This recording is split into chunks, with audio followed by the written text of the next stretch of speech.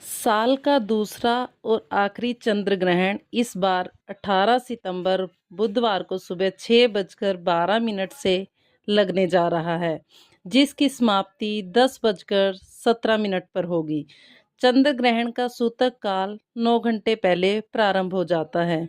इस स्थिति में एक दिन पहले ही यानी 17 सितंबर दिन मंगलवार की रात लगभग 9:30 बजे से चंद्र ग्रहण का सूतक काल शुरू हो जाएगा। ग्रहण की समाप्ति के साथ ही सूतक काल भी समाप्त हो जाता है। इसलिए चंद्र ग्रहण के साथ ही चंद्र ग्रहण का सूतक भी चंद्र ग्रहण की समाप्ति के साथ ही समाप्त होगा। धन ग्रंथ में चंद्र ग्रहण के समय कुछ काम ऐसे होते हैं जो ना करने की सलाह दी जाती है, और चंद्र ग्रहण के समय कुछ काम ऐसे भी होते हैं जो अनिवार्य रूप से करने चाहिए। ग्रहण की समाप्ति के बाद भी कुछ काम ऐसे होते हैं जो इसलिए किए जाते हैं जो ग्रहण का दोष प्रभाव ना पड़े। हिंदू धार्मिक के अनुसार ग्रहण के समय घर से बाहर नहीं निकलना चाहिए। यहाँ तक कि मंदिरों के पाठ तक भी बंद कर दिए जाते हैं। इस समय भोजन आदि करना भी वर्जित माना जाता है। अब ऐसे में कई लोगों के मन में सवाल आता है कि ग्रहण के समय क्या करना चाहिए। तो देखिए, खास तौर पर गर्भ अवस्था की महिलाओं ग्रहण के समय भले ही मंदिरों के दरवाजे बंद कर दिए जाते हैं, तो उनको इस समय घर में ही रहकर भगवान का ध्यान करने से आपको कोई नहीं रोक सकता। इसलिए आप जितना हो सके किसी विशेष मंत्र का जाप करें या अपने आराध्य देवी देवताओं का ध्यान इस समय करें। इस प्रकार प्रार्थना कर सकते हैं, हे अंधकार रूप महाभीम चंद्र सूर्य का मर्दन करने वाले राहु स्वर्ण नारा दान से मुझे शांति प्रदान करें। हे सिंगिका नंदन अचिंत हैं, विधुन अतुत के इस दान से ग्रहण जनित भय से मेरी रक्षा करें। अब जानिए कि ग्रहण से पहले क्या करना चाहिए। तो जो भी भोजन यानी दूध आदि हैं, उसमें कुशा या तुलसी की पत्तियां रख देनी चाहिए, क्योंकि ग्रहण के समय जो भी नकारात्मक ऊर्जा निकलती है, वातावरण में शोषमक जीवाणु पैदा हो जाते हैं। उनका कोई भी प्रभाव खाने पीने की वस्तुओं पर नहीं पड़ता।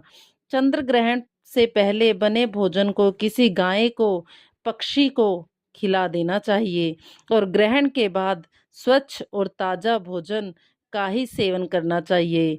यदि अपने कुशा या तुलसी की पत्तियां रखी हुई हैं, तो आप ग्रहण की समाप्ति के बाद उन्हें निकालकर उस बचे हुए भोजन को, दूध पानी को स्वयं सेवन कर भी सकते हैं।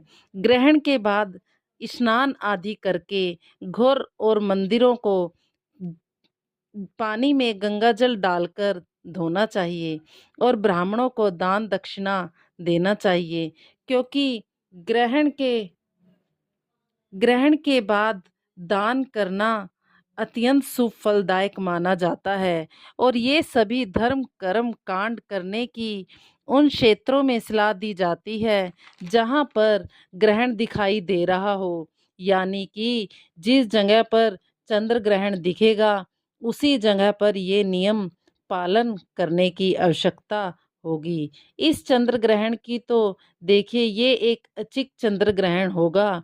ग्रहण के समय पृथ्वी की छाया चंद्रमा पर पड़ती है, और इस तरह छाया दो तरह की होती है। ये पृथ्वी की हल्की छाया होती है जिसे आंशिक छाया कहते हैं, और आंशिक छाया पड़ने पर चंद्रमा थोड़ा थोड़ा धुंधला दिखाई देता है, तब आंशिक चंद्र ग्रहण लगता है। और जब ये छाया गहरी होती है, तब चंद्रमा का कुछ हिस्सा पूरी तरह ढक जाता है, पूरी तरह से अंधेरा हो जाता है, तब पूर्ण चंद्र ग्रहण लगता है। इसे देखने के लिए हमें टेलीस्कोप या दूरबीन की मदद लेनी चाहिए। वैज्ञानिक इसको अद्भुत गोखली घटना बोलते हैं।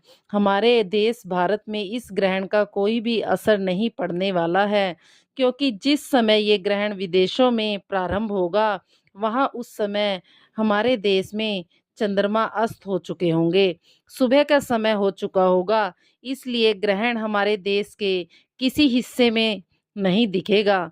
इसलिए इसका प्रभाव, कोई भी प्रभाव सूतक अमान्य होगा। पूजा पाठ संबंधित सभी कार्य कर सकते हैं। हमारे देश में चंद्रमा ग्रहण का कोई भी प्रभाव नहीं पड़ने वाला है। अगर वीडियो अच्छी लगी हो तो वीडियो को लाइक करें, चैनल को सब्सक्राइब करें। राधे राधे।